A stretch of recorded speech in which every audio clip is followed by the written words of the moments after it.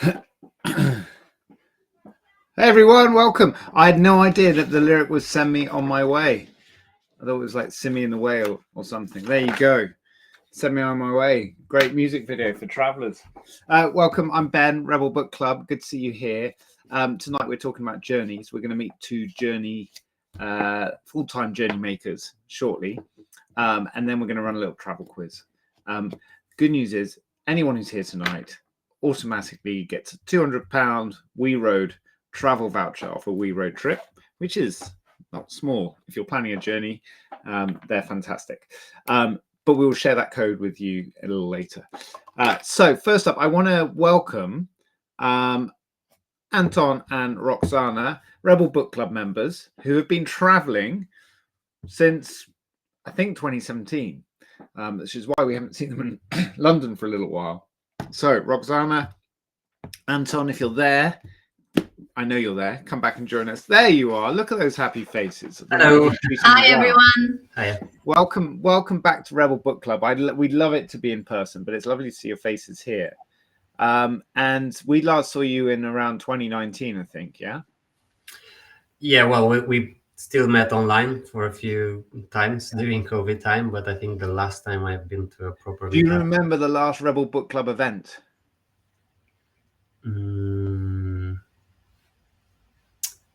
Or what was the book that stuck in your mind from that period? I mean, the first one was with Seth Godin. That's when I joined. Ah, you joined with the mighty Seth Godin, yeah. And then I remember Adam Humphries. Okay, yeah, that was it. The Doorstep Mile.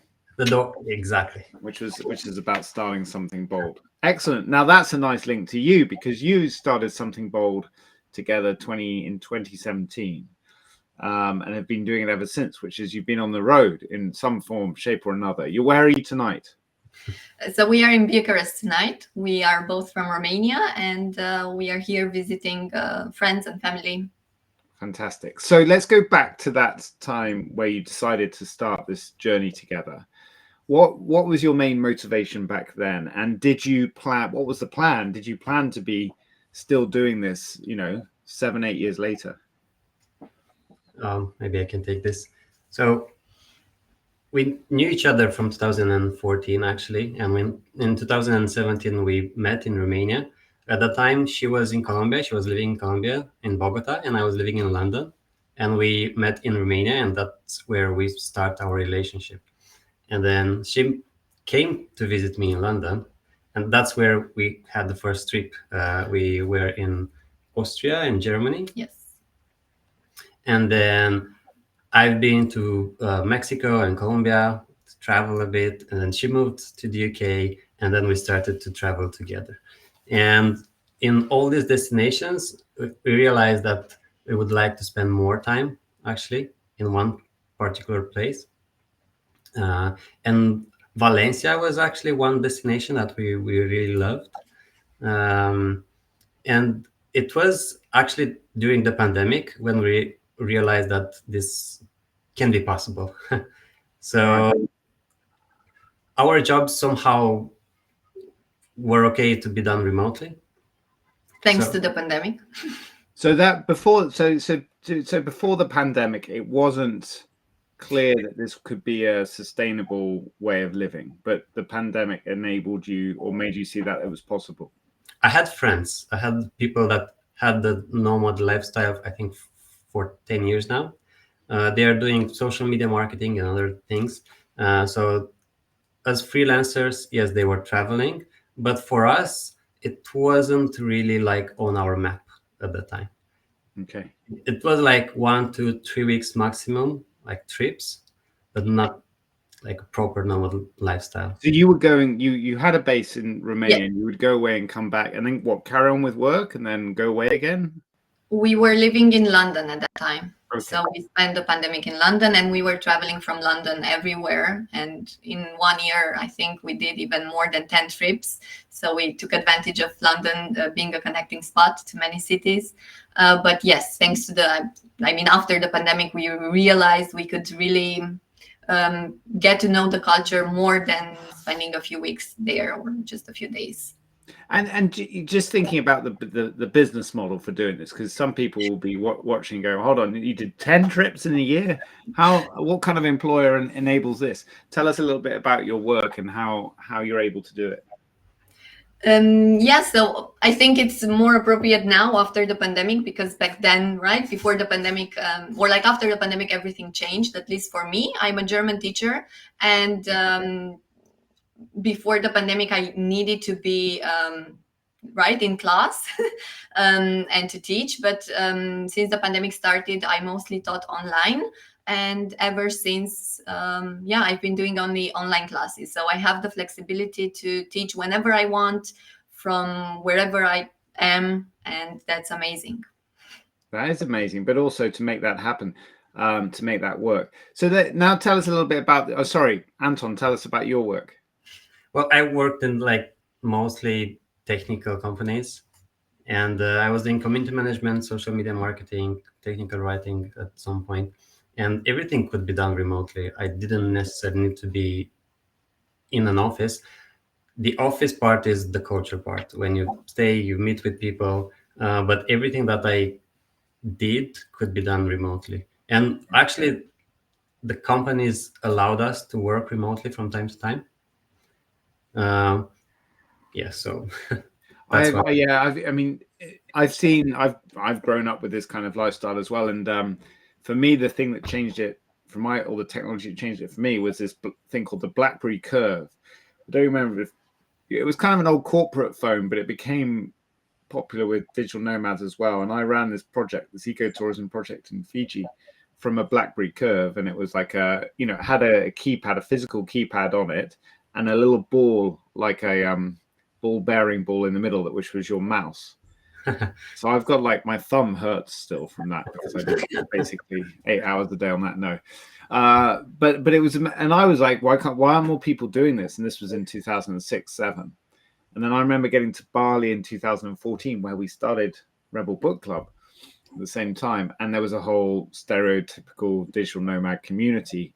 And I remember meeting this one guy who was a stockbroker, or he was buying and selling shares, and he would sit in this phone booth in Ubud in Bali, and the top half he'd have shirt and tie, and sometimes he was doing it in the middle of the night because of time zones, and the bottom half he'd have surf shorts on, and he'd buy and sell shares and then go off surfing.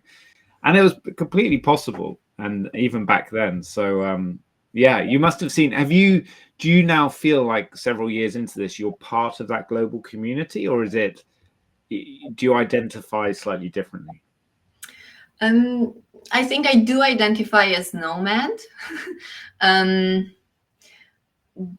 but I don't know if we feel part of that community that lives in Bali.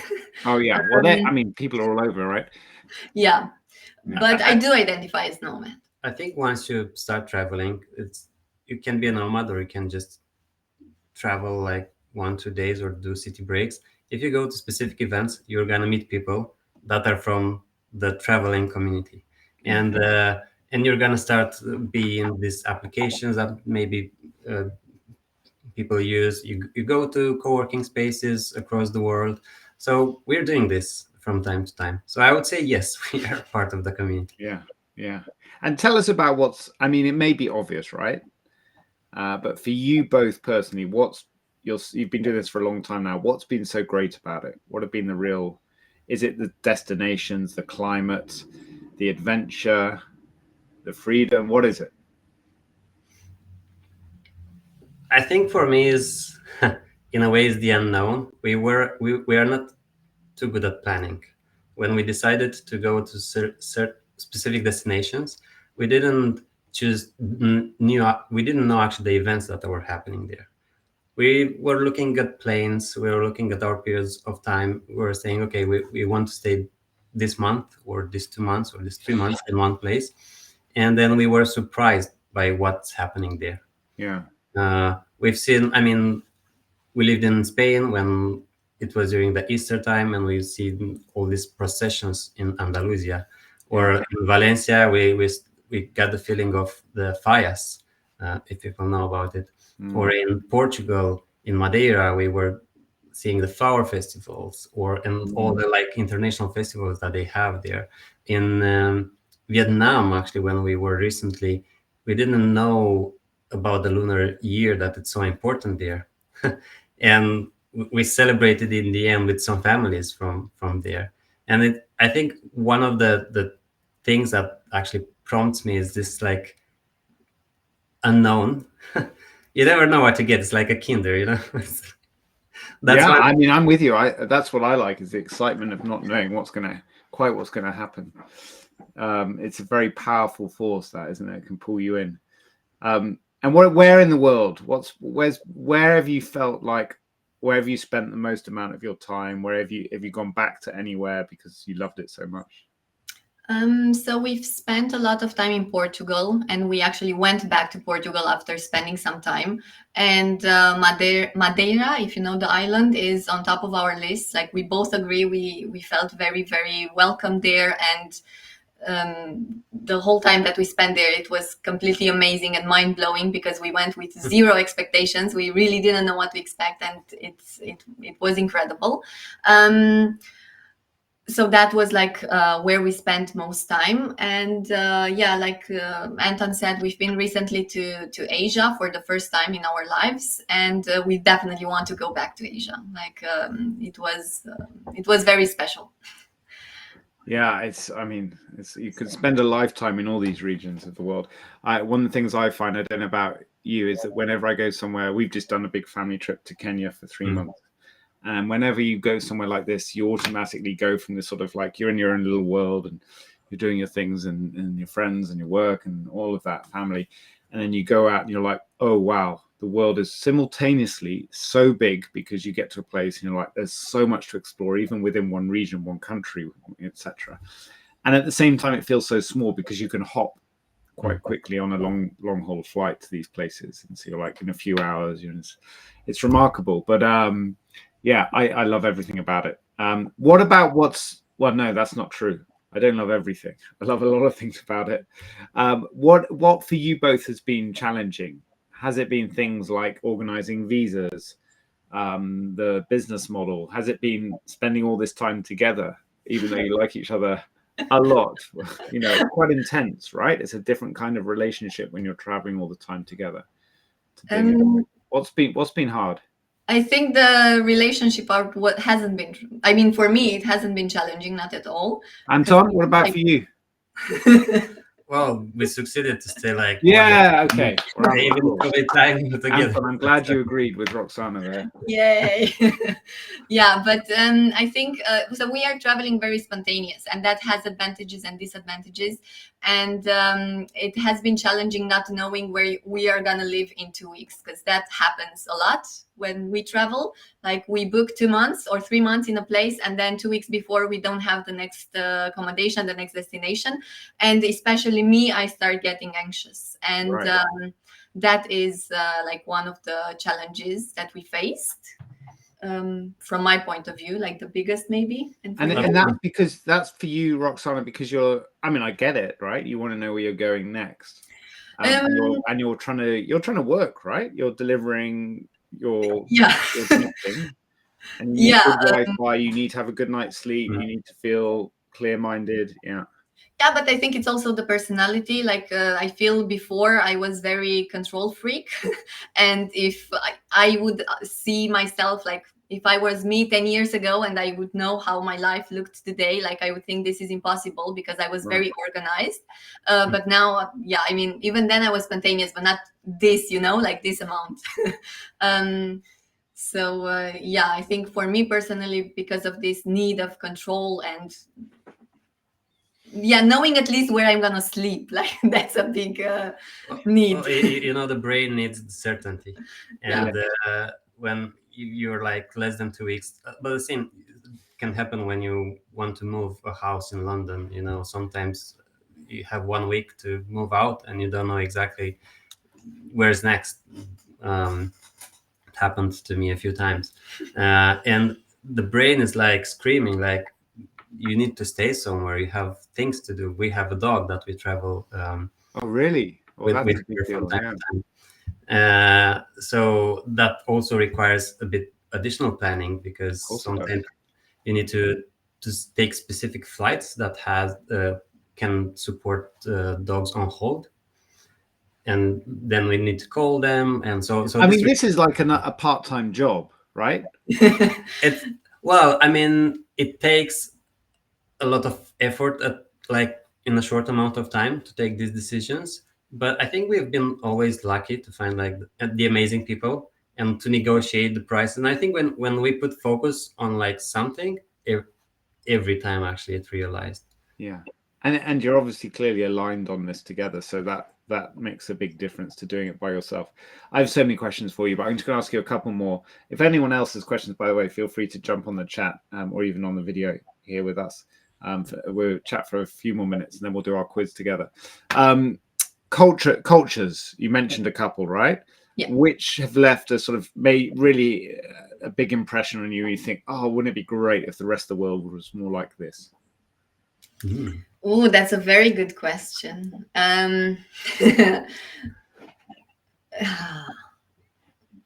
Could be food, it could be work, it could be the way they look after each other, their health. I feel the spirit of Spanish people could be felt everywhere. We should bottle that. Yeah. We would. I think. I think the world would be better if everyone was happier as they are in Spain, or at least where we've been. Like, it was very chill life and happy life, and not worrying that much. And how closely do you think climate, like a sunny climate, and that kind of spirit and energy is aligned? Is that something you saw a lot? I think yes. I think it. I think it is definitely important. can affect you. It can affect you. Mm. For people that are not born, for example, in the UK, or like people that are moving from Spain or from Portugal, from Romania, or from like southern countries, it's a bit tricky when you spend like 6 months, during the winter time, and without sun, basically. If you don't have like support and you're not like super okay with yourself, it can be a bit like challenging. So I think just having one less pressure, which is the weather, at times can help. Yeah, for sure. I also know lots of people, as I'm sure you do, from the darker regions of the world who have the most amazing sense of humor. The Finnish and those from the far north. Dan is saying here, where in the world have you been where you think you could permanently settle down and call home? Yeah, that's a question we get a lot. And I think if we knew the answer, maybe we would have settled there. Yeah. Because there is no place that is perfect, right? And everything has advantages and disadvantages. So we can't really answer. But it's a good question, because, to be honest, in our back of our minds, our minds at some point, it was like, let's explore this destination because it might be our possible home. And then we got into places amazing, but you also then see some downsides, like in any place, right? So then we started to continue to explore and to see, would this be a home? Well, one realization is like, yes, there is no like perfect place, but definitely there are places that have like emotionally feel great. For example, for us, Portugal, or especially Madeira, had a special energy. And the community there, you were saying like some things that were really nice. The community Madeira helped us a lot because we lost our dog at some point, and the community there helped us to find her in a way. Like, basically the whole island knew we were searching for her, and as soon as someone found her, they knew exactly to call me. And Wow. and this is in a small island, right, Madeira? It's not a big island, but not so small. Like, you do need to, I don't know, at least 1 hour from a side to a side, like from south to north or west to east. Wow. You can feel the sense of community there, even if you're a tourist. I mean, that's what I felt like. We stay like 2 months. So Amika's asking, how long do you stay roughly in one place? Is that right? 2 months? Or is it depends. Sometimes we stay 1 month, sometimes we stay 1 month. 2, sometimes we stay 3. I would say 1 month has been the exception, but normally we stay between 2 and 4 months.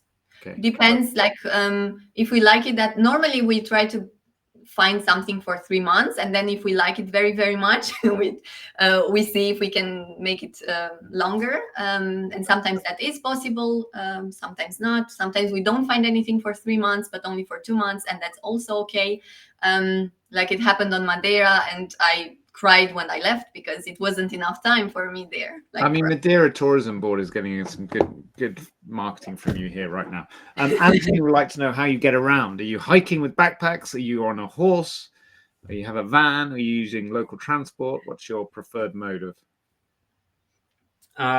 Well, when we travel with plane because we have this dog. But if it's inland, for example, when we lived in Portugal, we lived in Lisbon first, and then we went to Porto to live there for a bit, and then we would rent a car. Yeah, also in Spain, we rented a car to move around Spain. But we also travel by plane, like we need to fly. We don't own a car, so we always rent it. And by horse, I think it would be kind of hard. We don't have a lot of luggage, but poor horse is like still. Yeah. And it's not like we have, to be honest, our life in 4 suitcases and the dog and her cage. So every one of us have like one big luggage, one backpack, maybe one smaller luggage, and that's it. And you know what? That's something I love as well about traveling, is that you shrink your life down to necessity because you have to.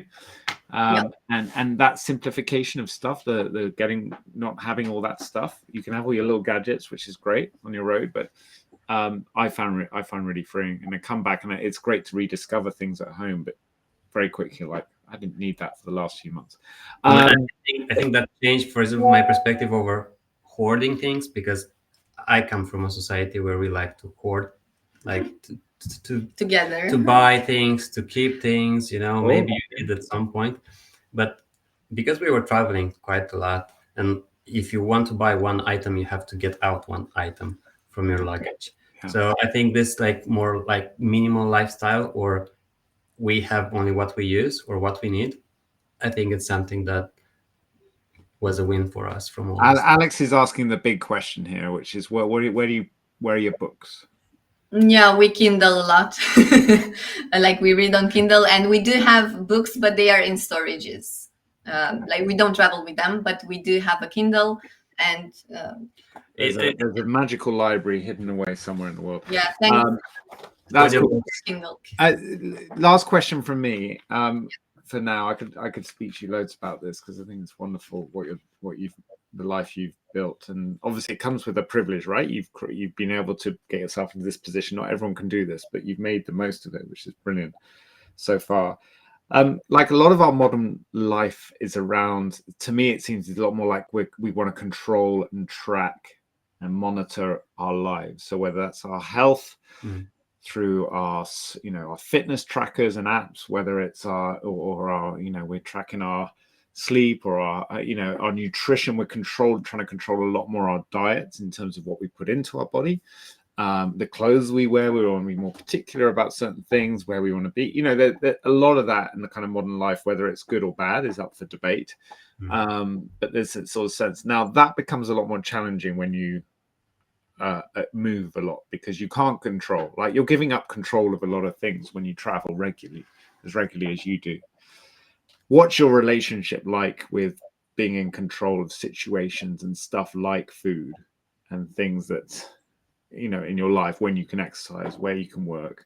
Are you completely relaxed to it all? Are you just like, or is it something that bugs you a lot?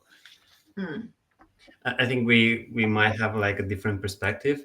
I'm personally definitely more relaxed, and I'm happy to jump in the unknown, because I know that, or so far life showed me that everything arranges for the good. So we met the right people. I always had food to eat. If I needed project, because at some point I was in a sabbatical during this period of time.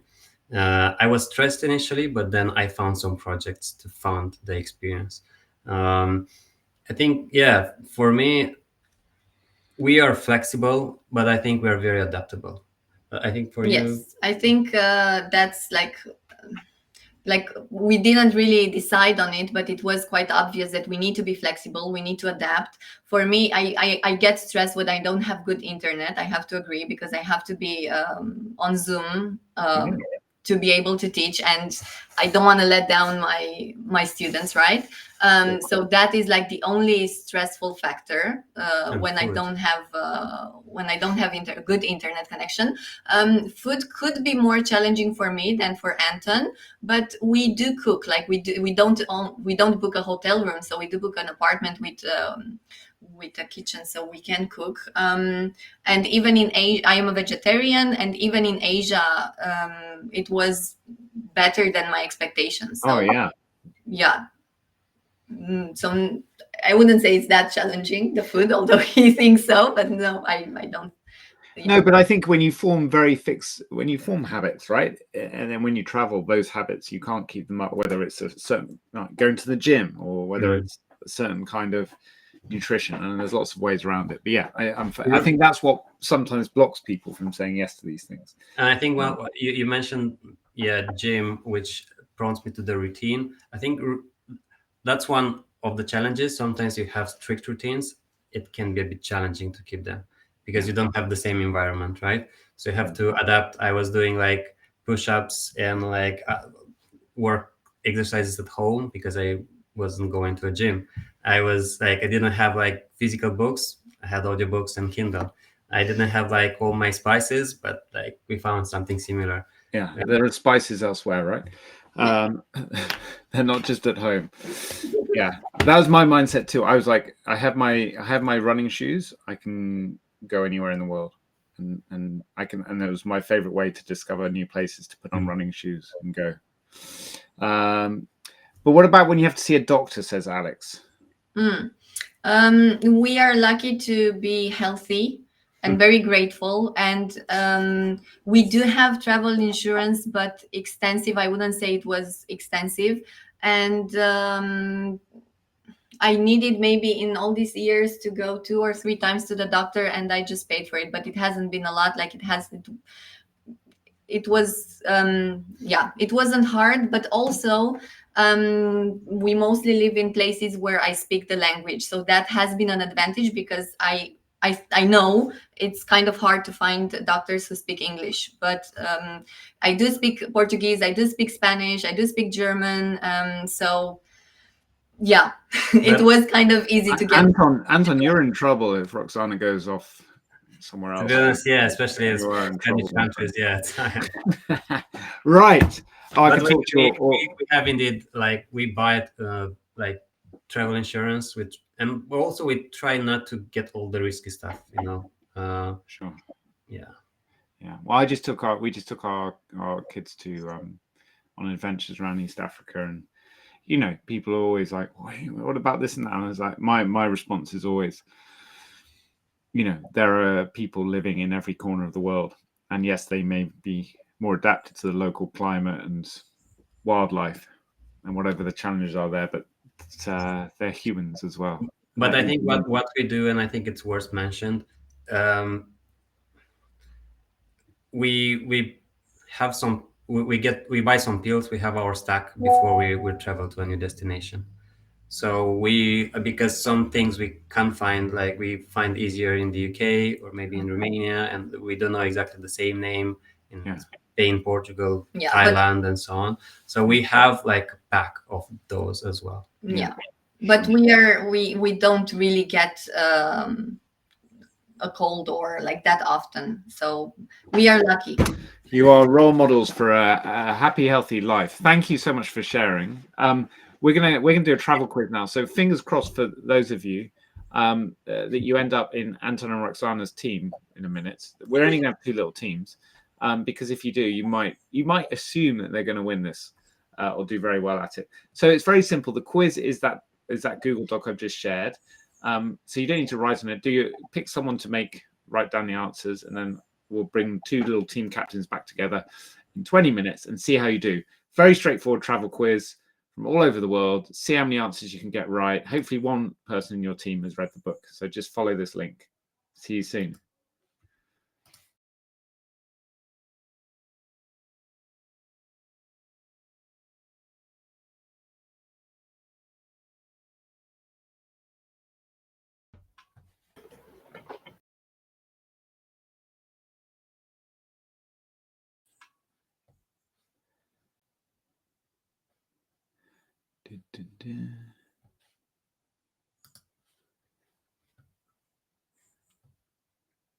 Okay, great.